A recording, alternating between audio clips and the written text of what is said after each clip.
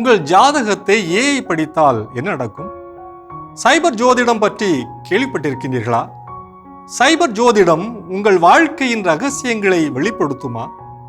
பாரம்பரிய ஜோதிடத்தை விட ஏஐ ஜோதிடம் துல்லியமாக இருக்குமா? ஆன்லைன் ஜோதிடம் பாதுகாப்பானது தானா? வாருங்கள், இதற்கான தெளிவை வலை உலகத்தில் அருள்வாக்கின் ஒளியில் தேடுவோம்.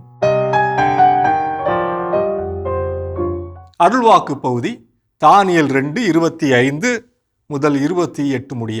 அரியோக்கு தானியேலை அரசன் முன்னிலைக்கு விரைவாக அழைத்து சென்று அரசனிடம், அரசரே, சிறைப்பட்ட யூதா நாட்டினருள் அரசருடைய கனவின் உட்பொருளை விளக்கி கூற வல்ல ஒருவனை கண்டுபிடித்து விட்டேன் என்றார். அரசனோ தானியேலை பார்த்து, நான் கண்ட கனவையும் அதன் உட்பொருளையும் எனக்கு விளக்கி கூற உன்னால் இயலுமா என்று கேட்டார்.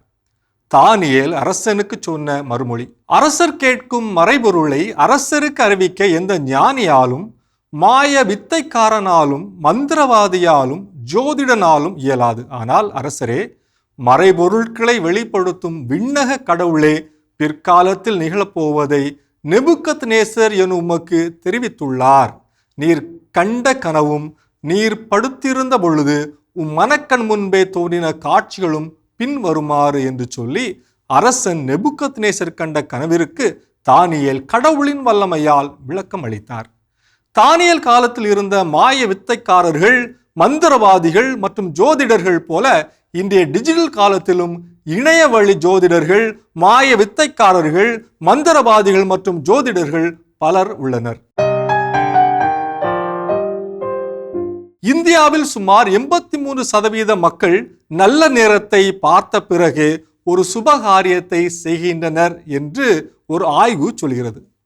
ஒவ்வொரு காலகட்டத்திலும் இந்த நல்ல நேரம் பார்க்கும் முறை அல்லது ஜோதிடம் பார்க்கும் முறை மாறிக்கொண்டே வருகிறது.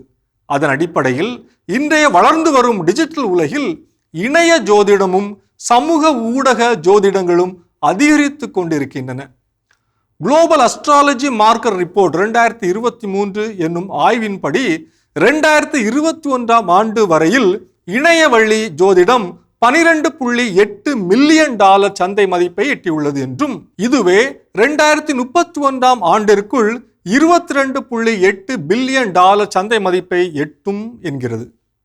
அஸ்ட்ரோ டாக், அஸ்ட்ரோ குரு, அஸ்ட்ரோ யோகி, அஸ்ட்ரோ சேஜ், இன்ஸ்டா அஸ்ட்ரோ போன்ற சமூக ஊடக பக்கங்கள் இந்த இளையோர்களிடம் கூட மிக பிரபலமாக உள்ளன. டிஜிட்டல் உலகில் ஜோதிடம் ஒரு வணிகமாக மாற்றப்படுவதால் பல்வேறு மோசடிகள் நிகழ்வதோடு பயனர்களின் தனிப்பட்ட தரவுகளும் களவாடப்படுகின்றன. பயனர்களை கவரும் வகையில் வடிவமைக்கப்பட்டுள்ள ஜோதிட செயலிகளின் நவீன வடிவமைப்பு இளையோரை மட்டுமல்லாமல் சிறார்களையும் வெகுவாக இருக்கின்றது. இன்னும் முழுமையாக உருவாக்கப்படாத ஏஐ ஜோதிட தளங்களால் சரியான பதிலை பெறுவதில் சிக்கல் ஏற்படலாம். இதுவே சில நேரங்களில் எதிர்மறையான கணிப்புகளால் ஒருவரை மிகுந்த மன உளைச்சலுக்கு ஆளாக்கலாம். எனவே இத்தளங்களை பயன்படுத்தாமல் இருப்பதே என்னை பொறுத்தவரையில் நல்லது என்று கருதுகிறேன். ஜோதிட செயலிகள் உங்களின் பிறந்த தேதி, இடம், வயது போன்ற தனிப்பட்ட தகவல்களை கோரலாம். நீங்கள் கொடுக்கும் தனிப்பட்ட தரவுகள் விளம்பர நிறுவனங்களுக்கோ அல்லது ஹேக்கர்களுக்கோ விற்கப்படலாம். எனவே தனிப்பட்ட தரவுகளை கொடுக்காமல் இருப்பது மிக மிக நல்லது. ஒவ்வொரு சிறிய செயலுக்கும் இணைய ஜோதிட தளங்களையும் அல்லது செயலிகளையும் எதிர்பார்ப்போம் எனில் நம் தனிப்பட்ட முடிவெடுக்கும் திறன் பாதிக்கப்படலாம்.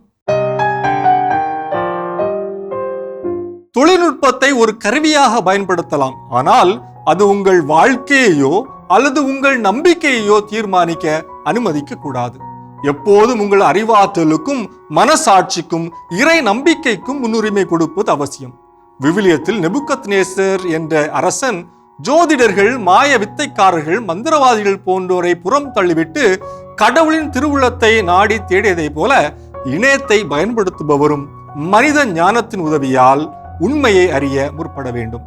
செயற்கை நுண்ணறிவு மற்றும் அல்காரித புரிதல்களோடு குறிப்பிட்ட பயனர்களுக்கு ஏற்ப வழங்கப்படும் அறிவுரைகளும் எதிர்கால முன்னறிவிப்புகளும் தொழில்நுட்ப உலகில் வியப்பை ஏற்படுத்தினாலும் அது ஒதுக்கி வைக்கப்பட வேண்டியதே ஆகும்.